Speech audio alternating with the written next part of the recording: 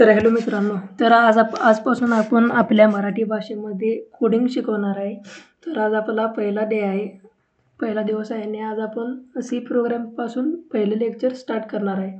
तर याआधी आपण बघूया सी प्रोग्रामिंग कोणी डेव्हलप केले व सी प्रोग्रामिंगचे फायदे काय काय आहेत. ओके, सो बघू. See develop.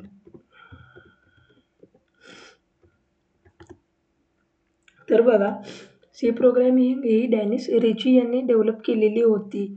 डॅनिस रिची कधी केलेली?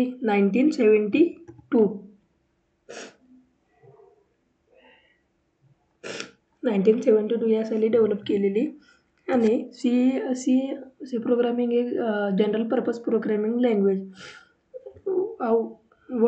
अँड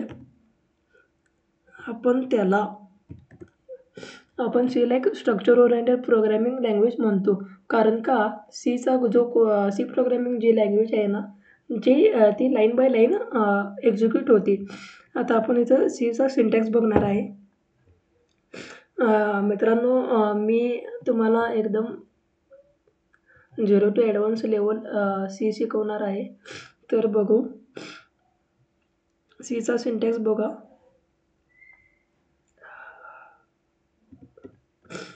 यूजर असतोय ते वाईड मेन, याला रिटर्न टाईप म्हणतात. आणि हे 2 कर्ली ब्रॅकेट आहेत.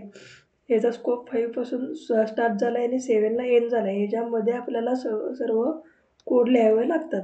तर आता आपण कोड लिहून बघू. आपली सर्वात प्रथम आपल्याला एक हेडर फाईल इन्क्लूड करावी लागते.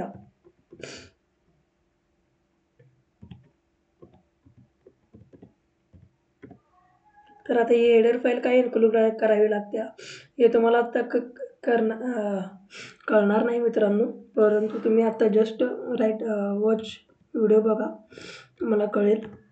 Wide main.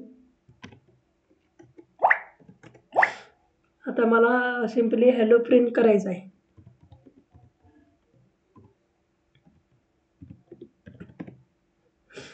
तर इथं हॅलो प्रिंट झालं आणि मी जी फाईल माझी जी आहे ना, मी .c न फाईल केल्या. आता फाईलमध्ये जायचं, सेव्ह ॲजमध्ये जायचं.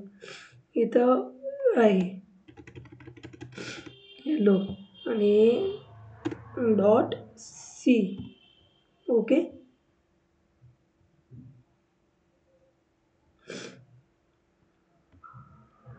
.c न झाली.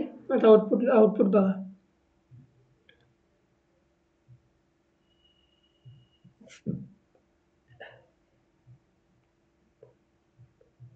हॅलो प्रिंट झालं.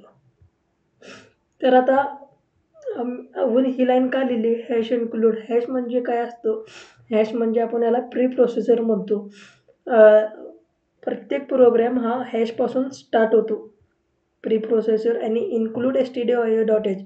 stdio.io.hलाच आपण असं म्हणतो standard input output file. .h हे हेडर फाईलचं एक्सटेन्शन नेम असणार आहे. आणि ते आपण इन्क्लूड का केल्या? आपण हे प्रिंटफ हॅलो लिहिलेला आहे. तर हा प्रिंटफ एक फंक्शन आहे जे की स्टोअर असतं stdio.h मध्ये. त्यामध्ये त्याचा कोड राईट डाऊन केलेला असतो. आपल्याला फक्त इथं फंक्शन हे प्रिंटफ लिहावं लागतं.